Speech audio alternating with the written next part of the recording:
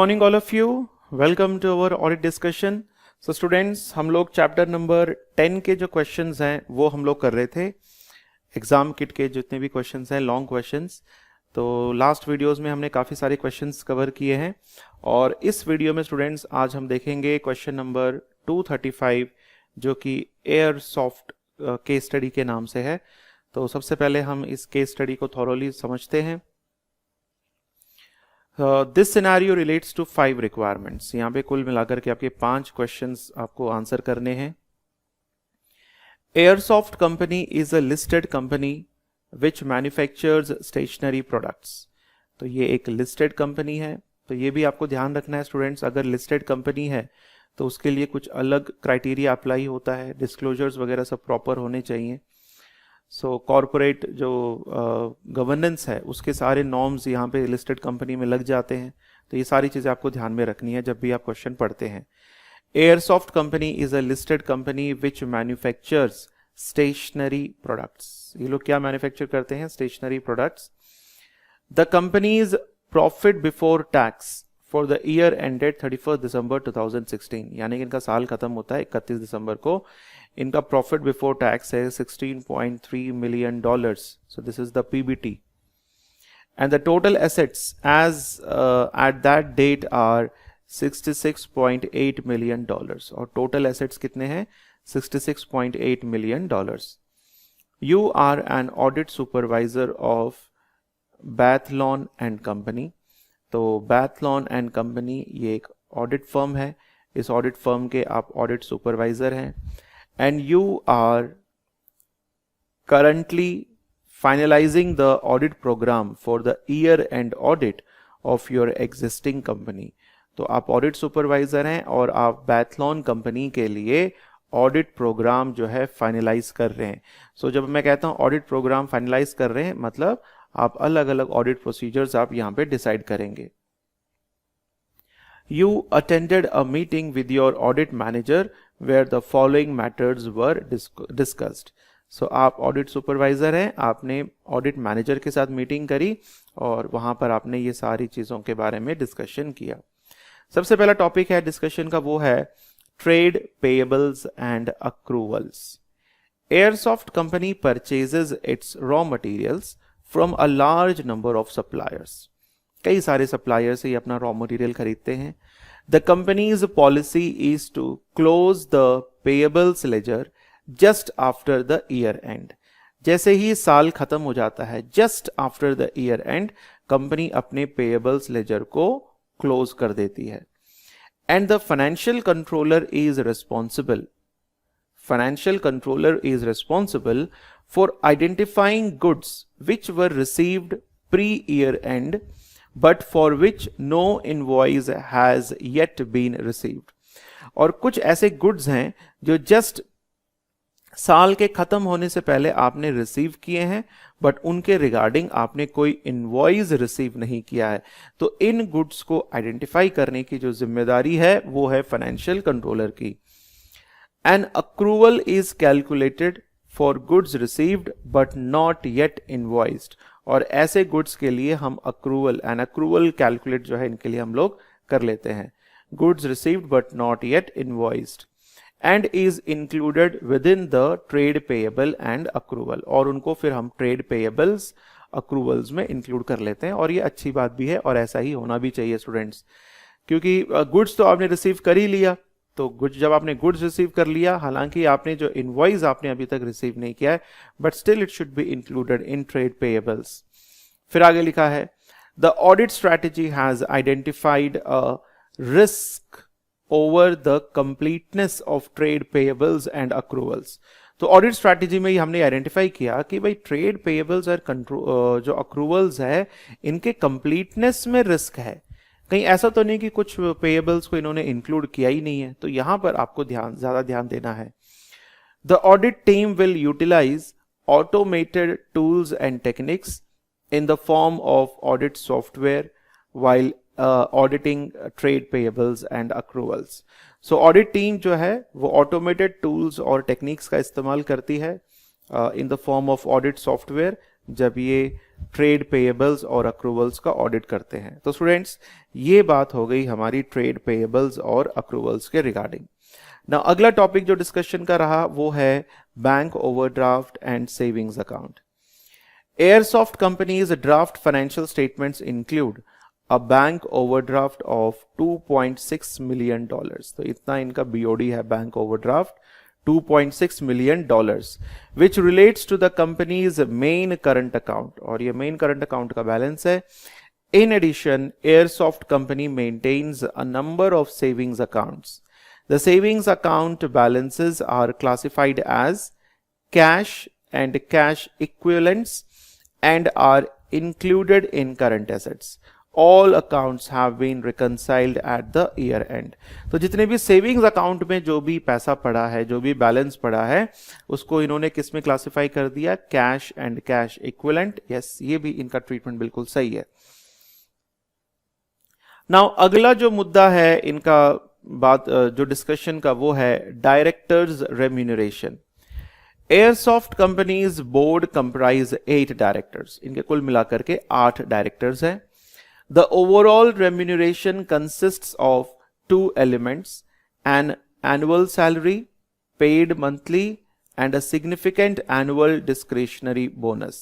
तो इसमें 2 चीजें हैं, एनुअल सैलरी जो कि मंथली पे किया जाता है and significant annual discretionary bonus which is paid in separate payment run on 20th दिसंबर।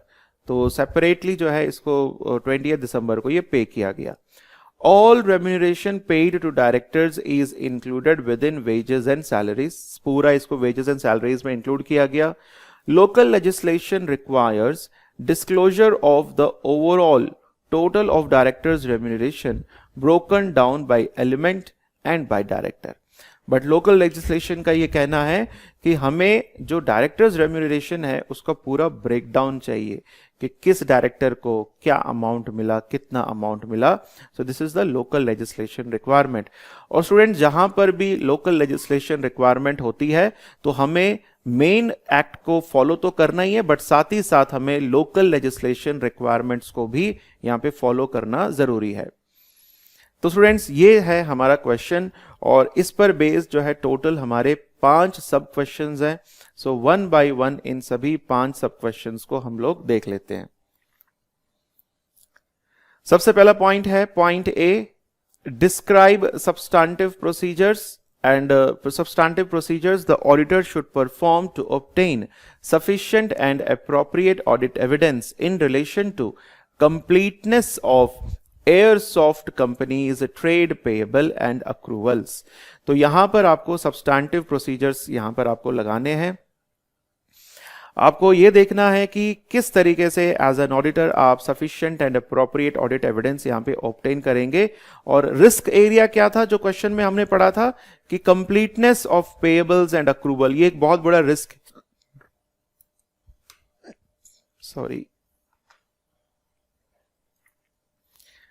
तो स्टूडेंट्स हमने क्वेश्चन में ही पढ़ा था कि जो रिस्क एरिया है that is with respect to the completeness को लेकर के यहां पे रिस्क एरिया था। तो इसके लिए क्या क्या सब्सटेंटिव प्रोसीजर्स लगाएंगे, तो इसको हम 1 बाय 1 देखते हैं। Now trade payables and accruals, सारे पॉइंट्स को स्टूडेंट्स आप बिल्कुल ध्यान से समझिएगा, ये बहुत ही इंपॉर्टेंट क्वेश्चन है। First point, compare the total trade payables and list of accruals against prior year and investigate any significant differences। आपको करना क्या है, कंपेयर करना है किसको, total trade payables and list of accruals against prior year। पिछले साल के जो भी accruals थे उसकी एक लिस्ट आपको मंगवानी है और उसको जो है ट्रेड पेएबल्स के साथ जो टोटल पेएबल्स है उनके साथ आपको जो है कंपेयर करना है and investigate any significant differences. और उन दोनों में अगर कोई सिग्निफिकेंट डिफरेंस होगा तो उसको आपको इन्वेस्टिगेट करना है। सेकेंड पॉइंट है select a sample of post year and payment. साल के खत्म होने के बाद जो भी पेमेंट होगा उसको आप वेरीफाई करेंगे from cash book. If they relate to the current year, क्या वो करंट ईयर से रिलेट करते हैं, follow through to the payables ledger and accrual listing to ensure they are recorded in the correct period. तो साल के and में जो भी आप कैश वगैरह कैश बुक को आप वेरीफाई करेंगे उसमें आप देखेंगे कि कितना अमाउंट हमने पे किया है और जो अमाउंट हमने पे किया है वो किस पेएबल से रिलेटेड है और वो जो पेएबल है क्या वो करंट ईयर क्या है या फिर उससे पहले का तो नहीं है, पिछले साल का भी तो अभी पेंडिंग तो नहीं है, क्या वो करंट ईयर का ही पेएबल है। तो उन सभी चीजों को जो है आपको यहाँ पे वेरीफाई करना है। Next point is obtain supplier statement and reconcile these to the payables ledger balances and investigate any reconciling item। Supplier statement आप फाइंड आउट करो। सप्लायर स्टेटमेंट में पूरा आपको सभी के नाम वगैरह गिवन होंगे कि आपका कौन कौन सा सप्लायर है, ठीक है ना, priority wise it will be given there, और उसको रिकंसाइल करना है पेएबल्स लेजर बैलेंसेस से, और उसमें अगर कुछ भी रिकंसाइलिंग आइटम है तो उसको फिर आप जो है इन्वेस्टिगेट करेंगे। Select a sample of payable balances and perform a trade payables circularization। Trade payables circularization यानी कि हम जो हमारे सप्लायर्स हैं उनको एक सर्कुलराइजेशन भेजेंगे और पूछेंगे कि आपका जो क्रेडिट बैलेंस है इतना है या फिर कोई कम या ज्यादा, वो सारी चीजें हम उनसे कंफर्म करते हैं। Select a sample of payables balances and perform a trade payables circularization। Follow up any non-replies and any reconciling items between the balance confirmed and the trade payables balances। तो कोई भी जब आप ट्रेड पेएबल सर्कुलराइजेशन भेजते हैं तो अगर वो मान लो कोई रिप्लाई नहीं करते हैं तो फिर आपको फॉलो अप भेजना है, तब भी कोई रिप्लाई नहीं है तो फिर आपको अदर प्रोसीजर्स वगैरह लगाने हैं। और अगर मान लो वो रिप्लाई करते हैं और अगर मान लो कोई डिफरेंस आपको लगता है तो फिर उस डिफरेंस को जो है फिर आप यहां पर रिव्यू करेंगे। Next point is review after date invoices and credit notes to ensure no further items need to be accrued।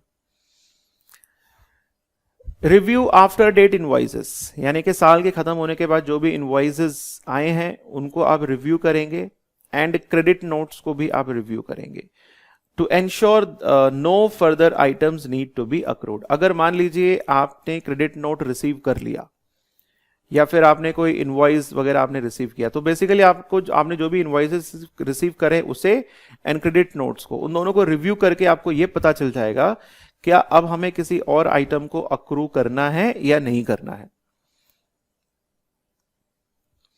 Next point is inquire of management their process of identifying goods received but not invoiced.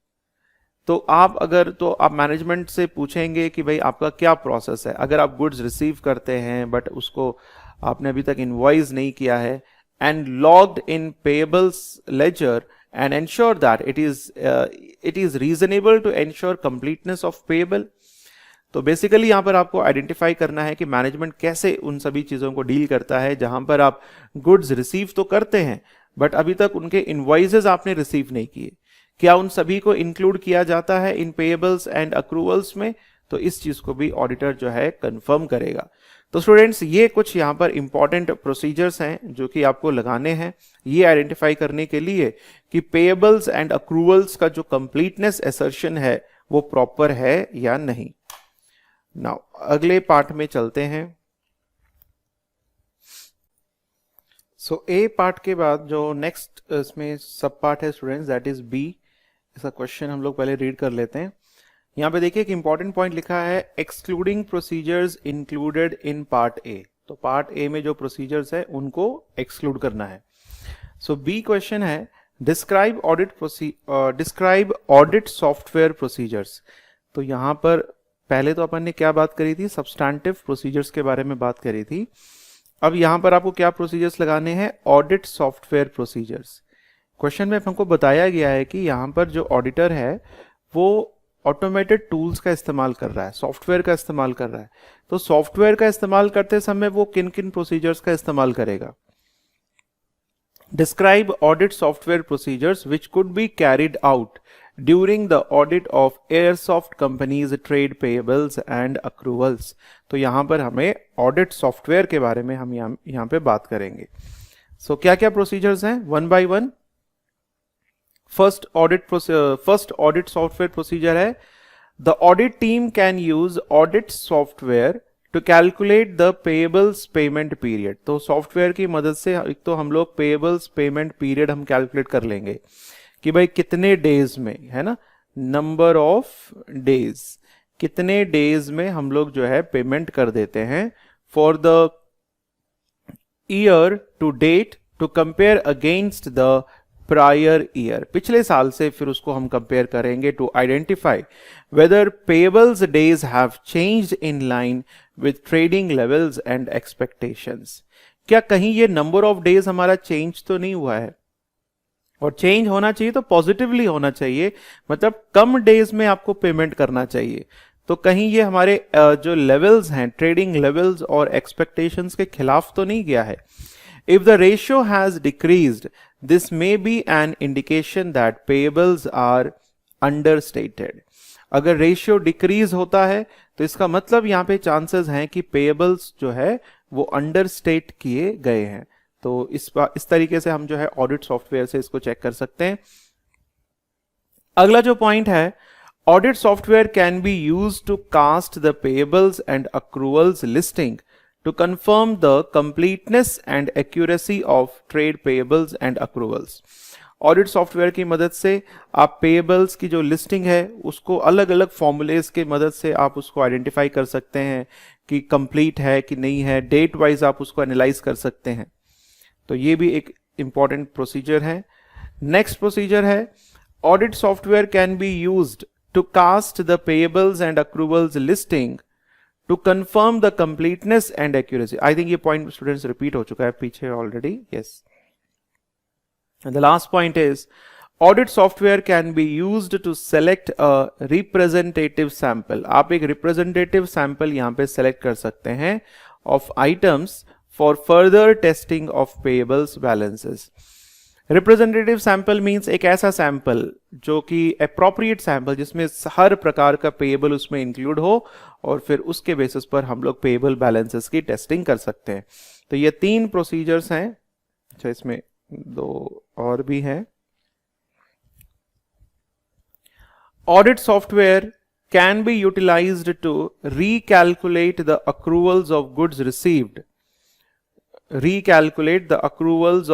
received not invoiced at the year end. Goods receive तो है but अभी तक वो invoiced नहीं है, तो उनको जो है ऑडिटर यहाँ पे ऑडिट सॉफ्टवेयर से बड़े आराम से हम उनको उसके अमाउंट को जो है हम लोग यहाँ पे कैलकुलेट कर सकते हैं। Next and the last point is undertake a cut off testing. Cut off testing का मतलब क्या है? जो जिस ईयर का है उसको उसी ईयर में इंक्लूड करना चाहिए। Undertake cut-off testing by assessing whether the dates of the last goods received notes recorded relate to the pre-year end। यानी कि जो आखिरी जो goods received note है जो रिकॉर्ड किया गया है वो प्री ईयर एंड का ही होना चाहिए, and that any with a date of 1st January 2016 onwards were excluded from trade payables। और बाकी कोई भी जैसे 1 जनवरी 2016 का कोई भी डेट है तो उसको जो है हमें ट्रेड पेएबल से एक्सक्लूड कर देना चाहिए। सो इसमें इतना ही है स्टूडेंट्स बी पार्ट में। सो ऑडिट सॉफ्टवेयर की मदद से हम कैसे ऑडिट करते हैं ये सारी चीजें हमने देख ली। नाउ अगला जो हमारा पार्ट है question C part. Describe substantive procedures the auditor should perform to obtain sufficient and appropriate audit evidence in relation to airsoft companies year end bank balance। Year और इसमें बैंक बैलेंस में हमने देखा था एक तो करंट अकाउंट में overdraft था और बाकी जो सेविंग्स अकाउंट में पॉजिटिव अमाउंट था। तो इसका भी हम लोग देख लेते हैं 1 by 1। बैंक बैलेंस की अगर हम बात करें सबसे पहला काम क्या करना है? Obtain a bank confirmation letter from airsoft companies bankers for all of its bank accounts. तो सबसे बेटर तरीका है कि आप एक बैंक कंफर्मेशन लेटर जो है वो ऑब्टेन करें। So obtain a bank confirmation letter from airsoft companies bankers for all of its bank account. अगला पॉइंट है स्टूडेंट्स बैंक कंफर्मेशन लेटर क्या होता है? कि यहाँ पर ऑडिटर जो है बैंक को एक लेटर लिखेगा, सर बताइए हमारे बुक्स के हिसाब से हमारे क्लाइंट का बैलेंस इतना है, तो आपके हिसाब से क्या एक्चुअल में ये बैलेंस सही है या गलत है। तो ये कंफर्मेशन लेने के लिए आप एक लेटर जो है सामने वाले को लिखेंगे। नाउ नेक्स्ट है agree all accounts listed on the bank confirmation letter to Airsoft company's bank reconciliation trial balance and the trial balance to ensure completeness of bank balances. तो बैंक कंफर्मेशन लेटर से आपको जो भी information मिलेगी, तो जितने भी अकाउंट्स हैं उन सभी को हम लोग जो है एयरसॉफ्ट कंपनी के बैंक रिकंसिलेशन से मैच करेंगे, ट्रायल बैलेंस से मैच करेंगे, ताकि हमें ये अश्योर हो जाए, एंश्योर हो जाए कि यस बैंक बैलेंसेस पूरे कंप्लीट हैं। Next point is for all bank accounts obtain airsoft company's bank account reconciliation and cast to ensure arithmetical accuracy।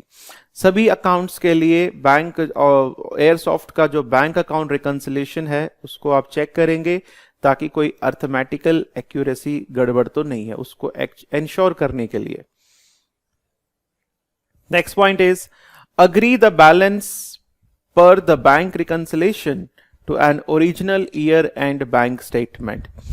Bank reconciliation statement and original year and bank का जो अपना एक statement होता है उसको, and bank confirmation letter, तीनों को match करिए।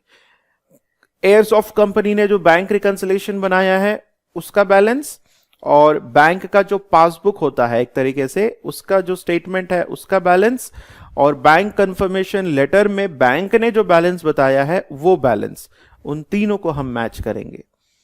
अगला है agree the reconciliation balance per the cash book to the year end cash book. So reconciliation balance है, अगर कैश बुक के हिसाब से किया है तो उसको ईयर एंड के कैश बुक से जाकर के मैच करिए। नेक्स्ट है trace all the outstanding lodgements to the pre year end cash book, post year end bank statement and also to the paying in book pre year end। ठीक है ना, paying in book pre year। तो basically यहां पे लॉजमेंट्स यानी कि payment अभी तक नहीं हुआ है, तो उस चीज के लिए आप ईयर एंड का कैश बुक और पोस्ट ईयर एंड का बैंक स्टेटमेंट आपको चेक करना है।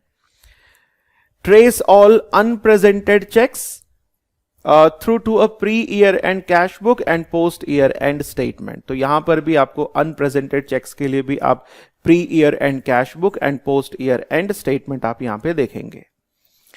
नेक्स्ट पॉइंट है examine any old unpresented cheques to assess if they need to be written back into the payables ledger as they are no longer valid to be presented। तो इस प्रकार से जो भी अनप्रेजेंटेड चेक्स हैं, old unpresented checks हैं, उनको भी आप यहां पे जो है वेरीफाई करेंगे। Next point is review the cash book and bank statements for any unusual items or large transfers around the year end and this could be evidence of window dressing। तो इस साल बैंक स्टेटमेंट्स वगैरह को review करिए, आप देखिए कोई ऐसा तो नहीं कि ह्यूज अमाउंट पे किया गया हो। तो ये सारी चीजें एक तरीके से विंडो ड्रेसिंग को भी दिखाने के लिए हो सकती हैं। Next point is examine the bank confirmation letter for details of any security provided by Airsoft company or any legal right of set off as this may require disclosure। So एक तो आपको बैंक कंफर्मेशन लेटर से ये भी पता करना है क्या उस बैंक को किसी प्रकार की कोई सिक्योरिटी तो हमने बैंक को प्रोवाइड नहीं करी है, किसी एसेट्स वगैरह की कोई सिक्योरिटी तो प्रोवाइड नहीं करी है, वो भी हम यहाँ पे देखेंगे। Next point is review the financial statements to ensure that the disclosure of bank balances is complete and accurate। Financial statements को जो है आप रिव्यू करेंगे इस बात को एंश्योर करने के लिए कि जो भी बैंक बैलेंसेस के जो डिस्क्लोजर्स किए गए हैं फाइनेंशियल स्टेटमेंट्स में वो कंप्लीट भी होने चाहिए और एक्यूरेट भी होने चाहिए। तो स्टूडेंट्स इसी के साथ हमने पार्ट सी भी हमने देख लिया। अब अगला देखते हैं part D.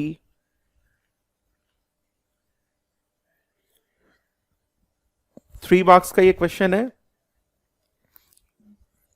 Describe substantive procedures the auditor should perform to confirm the director's remuneration included in financial statements at the year end.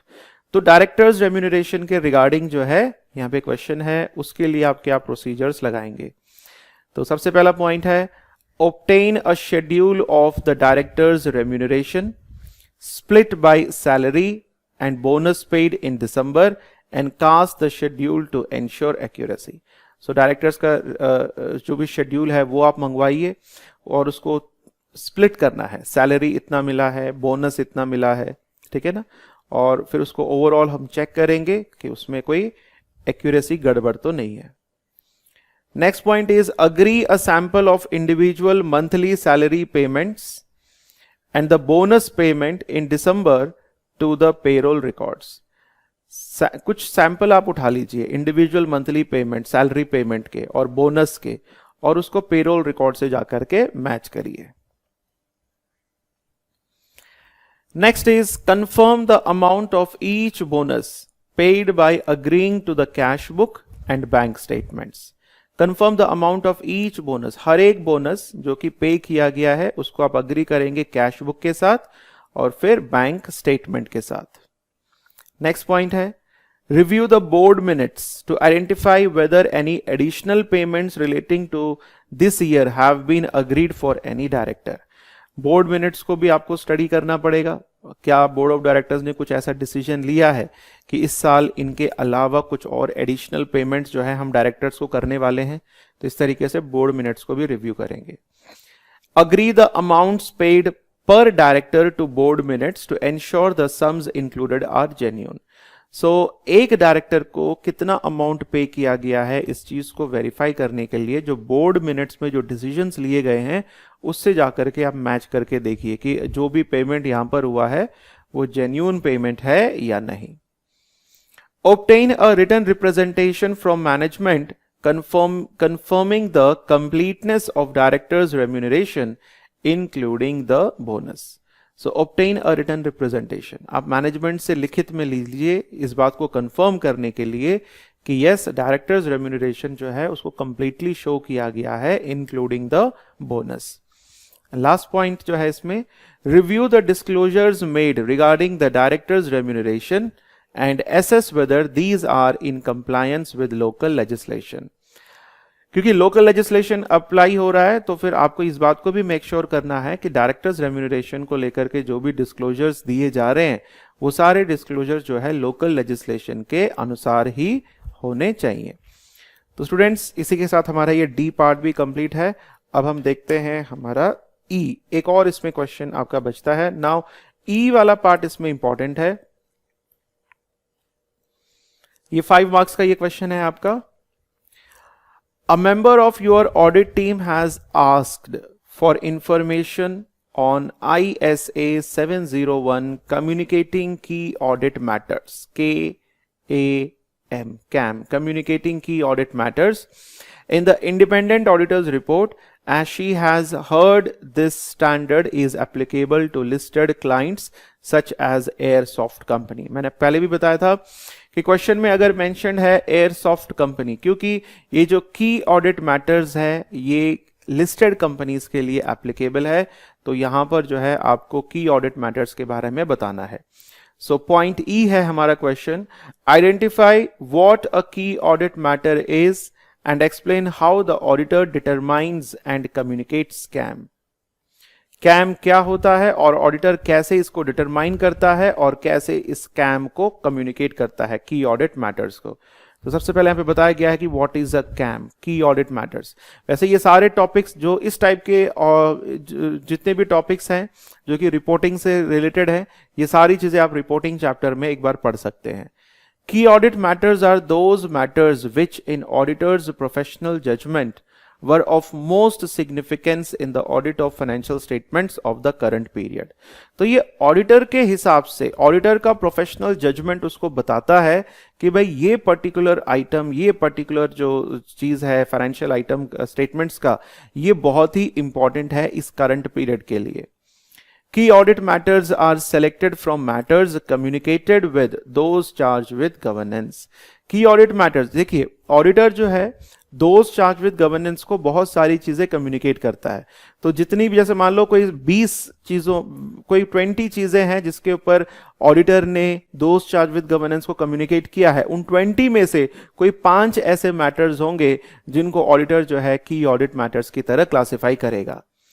The purpose of including key audit matters in the auditor's report is to help users in understanding the entity and to provide a basis for the users to discuss with the management and those charged with governance about matters relating to the entity and the financial statement।